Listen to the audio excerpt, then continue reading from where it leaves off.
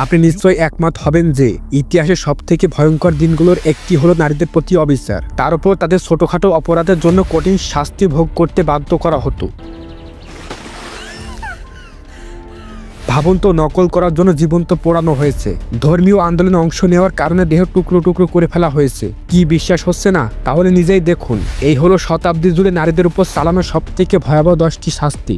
ডাকিং স্টুল। ডাকিং স্টুলের কথা শুনেছেন কখনো? নাম যতই আরামদায়ক শোনাক, এটি তেমন আরামদায়ক নয়। এই যন্ত্রগুলো ককিং স্টুল নামেও পরিচিত। মধ্যযুগীয় ইউরোপে নারীদের শাস্তি দেওয়ার জন্য এগুলো ব্যবহার করা হতো। এগুলো বিশেষভাবে তৈরি করা হয়েছিল দুষ্টু কাজের অভিযোগে অভিযুক্ত ব্যক্তিদের শায়েস্তা করার জন্য। সেই সময় কিছু আচরণ অগ্রহণযোগ্য মনে করা হতো। যারা এই শাস্তি পেয়েছিলেন তাদের মধ্যে ছিলেন নারীরা, যাদের কথা বলা বা গুজব ছড়ানো অপছন্দ করা হতো। এমনকি কিছু ব্যবসায়ীকেও এই শাস্তি দেওয়া হতো যারা গ্রাহক ঠকাতো বা অনৈতিক কাজের সাথে যুক্ত থাকতো। ডাকিং স্টুল একটি খুবই শক্ত কাঠের চেয়ার ছিল। এটি বারবার ব্যবহারের চাপ এবং শাস্তির কঠোর পরিবেশ সহ্য করার জন্য তৈরি করা হয়েছিল। অপরাধীকে চেয়ারে বসানো হতো, তার শরীরের চারপাশে একটি লোহার বাঁধনি লাগানো হতো যাতে সে সুরক্ষিত থাকে। এই লোহার বাঁধনি খুবই গুরুত্বপূর্ণ ছিল, কারণ এটি নিশ্চিত করত যে শাস্তি চলাকালীন ভুক্তভোগী চেয়ার থেকে পড়ে যাবে না, সেটা ইচ্ছাকৃতভাবে বা অনিচ্ছাকৃতভাবে। অপরাধীকে স্থিরভাবে চেয়ারে বসানোর পর শাস্তি শুরু করা হতো। তাকে চেয়ার সহ সম্পূর্ণ পানিতে ডুবানো হতো বারবার। যখন একজন নারীকে ডাকিং স্টুলের মাধ্যমে শাস্তি দেওয়া হতো, বিচারক বা ম্যাজিস্ট্রেট নির্ধারণ করতেন তাকে কতবার পানিতে ডুবানো হবে। মূলত কতবার ডুবানো হবে তা নির্ভর করত অপরাধের উপর। ডুবানোর এই পদ্ধতি শুধু শারীরিক কষ্ট দেওয়ার জন্য ছিল না, এটি ছিল জনসম্মুখে লজ্জা দেওয়ার একটি পদ্ধতি। এই শাস্তি সাধারণত ভিড় জমিয়ে জনসম্মুখে করা হতো।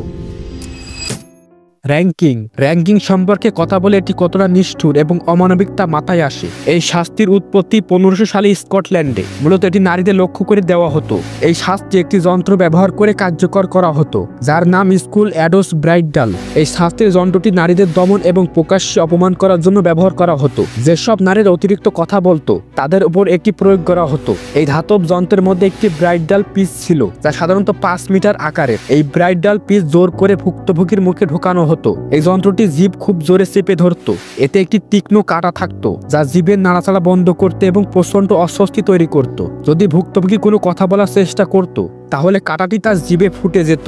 শাস্তির অংশ হিসেবে এক প্রহরী ভুক্তভোগীকে দড়ি দিয়ে বেঁধে শহরে ঘুরে বেড়াতো। কিছু ব্রাইডালে ফ্রেমে ছোট একটি ঘন্টা লাগানো থাকতো। ভুক্তভোগী যখন চলাফেরা করত তখন ঘন্টা বাজতো। এটি পথচারীদের দৃষ্টি আকর্ষণ করে ভিড় জমানোর জন্য করা হতো। পরবর্তী পদ্ধতিতে শরীরের অঙ্গ ছিঁড়ে ফেলা হতো।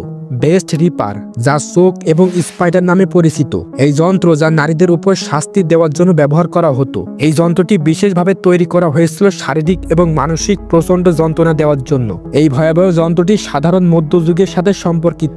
বিশেষভাবে নারীদের লক্ষ্য করে এই ধরনের শাস্তি আরও আগে ব্যবহার করা হতো। যেমন প্রাচীন রোমেও একই ধরনের পদ্ধতি ব্যবহার করা হতো। কিছু ঐতিহাসিক বর্ণনা নিশ্চিত করে যে খ্রিস্টান শহীদরা যেমন সিসিলি এবং আগাথা তারা এই ধরনের নিষ্ঠুরতার শিকার হয়েছিলেন। উভয় নারীকে তাদের বুক ছিলে শাস্তি দেওয়া হতো। আরও খারাপ ছিল তাদের শাস্তির মাত্রা। এটি পুরুষ বিচারক বা কর্তৃপক্ষ দ্বারা নির্ধারিত হতো, যারা একেবারেই দয়া করতেন না। প্রতিটি যন্ত্র ছিল এক একটি ভয়ঙ্কর শাস্তি, তবে এটি প্রায় উত্তপ্ত করা হতো যাতে যন্ত্রণা আরও বৃদ্ধি পায়। এই যন্ত্রে সাধারণত 4টি তীক্ষ্ণ খোঁচা থাকতো। পেয়ার অফ আঙ্গুইন। পেয়ার অফ আঙ্গুইন বা শক পেয়ার একটি যন্ত্র যার ভয়ঙ্কর খ্যাতি রয়েছে, যদিও এর প্রকৃত ঐতিহাসিক ব্যবহার নিয়ে ইতিহাসবিদদের মধ্যে বিতর্ক রয়েছে। এটি একটি শাস্তির যন্ত্র ছিল যা প্রান্তিক আধুনিক সময়ে উদ্ভাবিত হয়েছিল। এই যন্ত্রের ডিজাইন দেখলে ভয় লাগে। এটি একটি ধাতব দেহ দিয়ে তৈরি যা আকারে নাশপিতের মতো। এটি অনেকটা চামচের মতো ছোট ছোট অংশে ভাগ করা হতো এবং এই অংশগুলো একে অপরের সাথে যুক্ত থাকতো। এদের মধ্যে একটি কেন্দ্রীয় যন্ত্র থাকে যা স্প্রিং এর মাধ্যমে একটি চাবি ঘুরিয়ে কাজ করতে পারে। এখন এখানে ভয়ের বিষয় শুরু হয়। বিভিন্ন বর্ণনা এবং ব্যাখ্যা অনুযায়ী এই যন্ত্রটি ব্যবহৃত হতো শরীরের 3টি জায়গা প্রবেশ করিয়ে শাস্তি দেওয়ার জন্য। যতটা কষ্ট বা লজ্জা দেওয়ার উদ্দেশ্যে এটি ব্যবহৃত হতো। একবার ভিতরে প্রবেশ করানোর পর নাশপাতির মতো অংশগুলো প্রসারিত হতে শুরু করত। এভাবে প্রসারিত হয় এতটাই মারাত্মক হতে পারে যে এটি শ্বাসরোধ বা শরীরের অংশ বিকৃত হয়ে যেত। ইউএ প্রাচীন চীনের শাস্তির ব্যবস্থা ছিল খুবই পক্ষপাতমূলক, যেখানে নারীদের জন্য শাস্তি পুরুষদের তুলনায় অনেক বেশি কঠোর ছিল।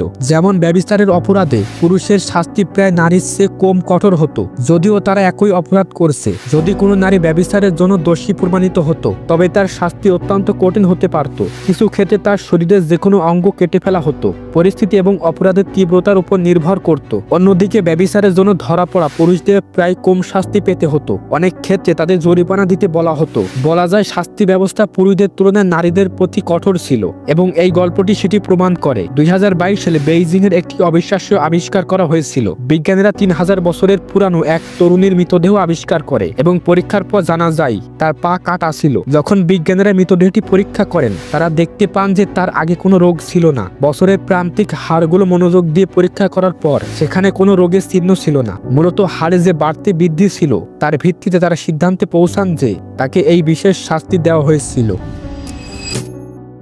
কিন্তু পরবর্তী শাস্তির পদ্ধতি আপনাকে অনেক প্রশ্নের মুখোমুখি করবে। পাথর নিক্ষেপ, যা ল্যাড অডিশন নামে পরিচিত, এটি নিষ্ঠুর এবং প্রাচীন মৃত্যুদণ্ড পদ্ধতি। এই পদ্ধতিতে একটি দল পাথর নিক্ষেপ করে এমন এক ব্যক্তির উপর যতক্ষণ না সেই ব্যক্তি মর্মান্তিক আহত পেয়ে মারা না যায়। বাস্তবিকভাবে এটি শাস্তির পদ্ধতি হিসেবে বিবেচিত হয় না, বরং এটি একটি মৃত্যুদণ্ডের পদ্ধতি। এটি ইতিহাসে নথিভুক্ত হয়েছে। প্রাচীন সভ্যতাগুলোর যুগ থেকে এটি বিভিন্ন গুরুতর অপরাধের জন্য শাস্তি হিসাবে ব্যবহৃত হয়েছে। এবং শেষ শাস্তির পদ্ধতি হলো পোড়ানো। ইংল্যান্ডে পুড়িয়ে মারা ছিল একটি আইনি শাস্তি যা নারীদের উপর আরোপিত হতো যদি তারা উচ্চ বিশ্বাসঘাতকতা, ছোটখাটো বিশ্বাসঘাতকতা বা ধর্ম বিদ্বেষী হিসাবে দোষী প্রমাণিত হতো। এই মৃত্যুদণ্ড পদ্ধতি কয়েক শতাব্দী ধরে কার্যকর ছিল এবং নারীদের পাবলিকভাবে পুড়িয়ে মারা হতো এই ভাবনায় যে তারা অপরাধের শাস্তি পাচ্ছিল। এই অপরাধগুলোর মধ্যে ছিল নকল টাকা তৈরি করা, খুন ইত্যাদি, ধর্মবিদ্বেষী হওয়া এবং রাষ্ট্রের বিরুদ্ধে অন্য যে কোনো অভিযোগে নারীরা এই ভয়াবহ শাস্তির মুখোমুখি হতেন। তবে এটি খুবই আকর্ষণীয় যে ধর্মবিদ্বেষী হওয়ার অভিযোগে পুরুষদেরও পুড়িয়ে মারা হতো। একটি সবথেকে উল্লেখযোগ্য ঘটনা ছিল 1546 সালে অ্যানাস্কিউয়ের ফাঁসি। তার বিরুদ্ধে ধর্মবিরোধী কাজের অভিযোগ ছিল এবং প্রথমে তাকে লন্ডন শহরে নির্মমভাবে নির্যাতন করা হয়েছিল। তাকে ফাঁসি দেওয়ার জন্য তার একটি বিশেষ মঞ্চ তৈরি করেছিল। এই মঞ্চ শুধু আনের জন্য নয়, সেই সঙ্গে তাদের জন্যও ছিল যারা তার মৃত্যুদণ্ডের তত্ত্বাবধান করেছিলেন। ওই মঞ্চ থেকে তাদের সবকিছু পরিষ্কারভাবে দেখার সুযোগ ছিল। একজন সাক্ষী জানান আন এতটা আহত ছিলেন যে তিনি নিজের পায়ে দাঁড়াতে পারছিলেন না। এরপরও তাকে আগুনে পুড়িয়ে মারা হয় এবং পুরো ঘটনাটি ছিল সন্তুষ্ট জনতার সামনে।